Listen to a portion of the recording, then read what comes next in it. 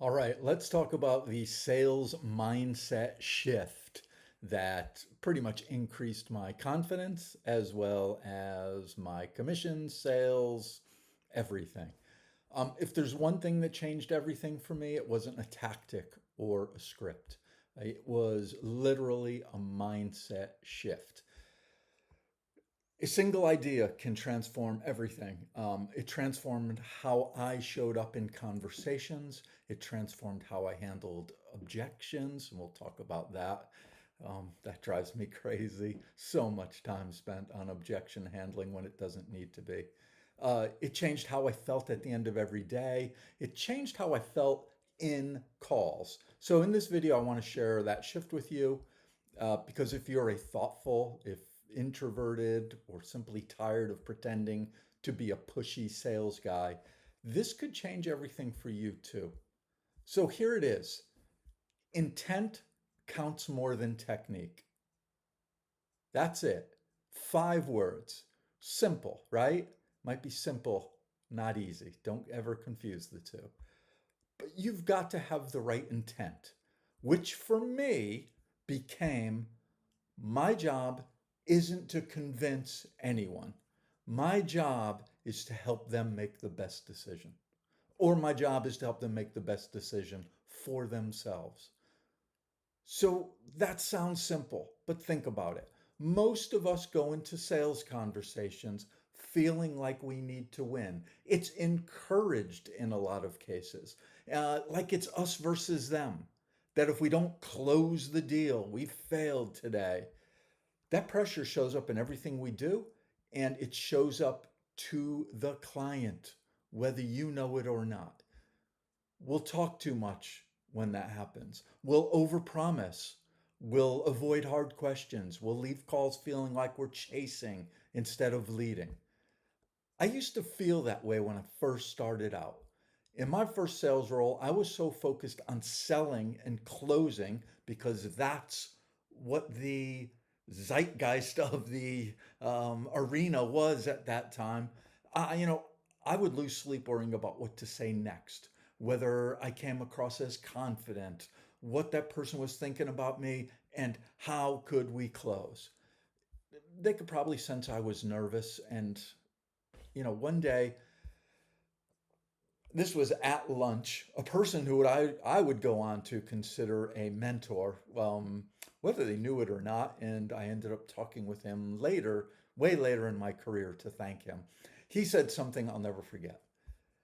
He said, "You're not here to win, you're here to help them win." Man, that clicked for me. When I stopped trying to convince people and I started focusing on clarity, my conversations changed overnight. When you adopt a mindset like this, you will realize that your real job is to help the buyer get clear on what they truly need. Help them see what's possible if they would only take action. Help them identify what's holding them back. That's it. No manipulation, no pressure, not persuading them into something that doesn't fit. And lots of sales training pushes that idea, which is why they spend a zillion hours on overcoming objections or pushing them to buy and close, which to me is just foolishness. If you have that many objections to overcome, you literally suck as a salesperson. The objections in any given industry aren't that many, and most of them should be overcome in your sales conversation. So here's how this shift changed my calls. It changed my calls, whether they were in person, over the phone, whatever. I started asking better questions, not just scripted ones. So instead of, and I know I talked about this in the last video that I would share, I don't want to know what the budget is. So instead of asking someone, what budget are you working with? And I never ask what the budget is. And the reason behind that is I've seen so many times someone know the budget, whether it's a team, a leader, the individual salesperson, And the solution, whatever we're going to propose to that client, always seems to miraculously be right under that budget or right at it. Never seems to be over because that's all the money the client said they have. It is silliness. Um, it's why they don't want to tell you what their budget is. They know what the deal is. They know you're going to, if I tell you I have 100 grand, you're going to take it all from me. So we start off with no trust. I don't want to know. And there are better ways, and I'll share those with you. Um, I always got down to the nitty gritty of what would solving this actually mean for them? Or what would solving this actually mean for them and their team or the company? I stopped avoiding objections.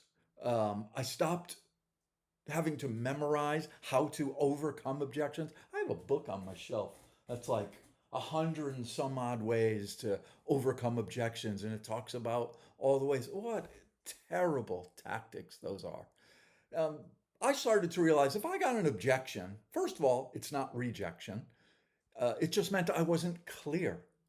So I'd handle it and then look for ways to avoid that next time. What was I saying, not saying? What was I doing or not doing that would bring that to the forefront? Like I said, there's only a handful of objections to any or proposal or in any sales conversation. So we should know what they are.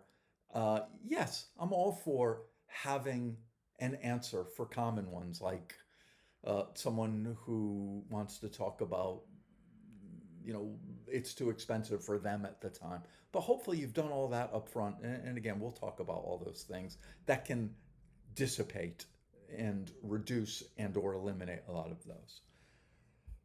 But again, for me, objections became invitations to clarify. I really leaned into them. I let silence work for me. I wasn't trying to force a yes. I'm simply trying to create or get at clarity. I was trying to understand the client's perspective. That intent, when it comes out as genuine, opens up everything, changes all your sales conversations. The biggest thing for me, I walked into every conversation, and I still walk into every sales conversation, knowing that whether they say yes or no, if I help them make the right decision, I've done my job. Think about that. Think about the pressure it takes off me. Think about the pressure it could take off you if you have this mindset. It always let me focus on them instead of my own performance, which is what I was focused on when I first started. I was focused on sales and closing. And when I switched that around, my confidence skyrocketed because I could be present in calls. And funny enough, it's also when my sales, commissions, money, deals closed skyrocketed. So, yes, by not focusing on the closing of sales, I closed more sales and also at higher margins because I didn't worry about budget. That doesn't mean I don't figure out whether a client can afford what we're doing.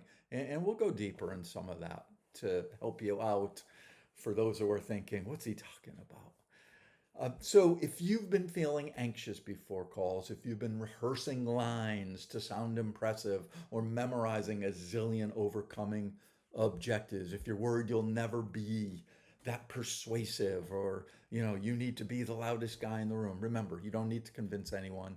You need to help them decide. That's the mindset shift that changed everything for me, and it can do the same for you. I do hope you will like and subscribe for more videos like this where we will take deeper dives. And if you want a free cheat sheet with some of the questions I use to create that clarity, discuss budget, etc., if I've got a link below that's active, click it.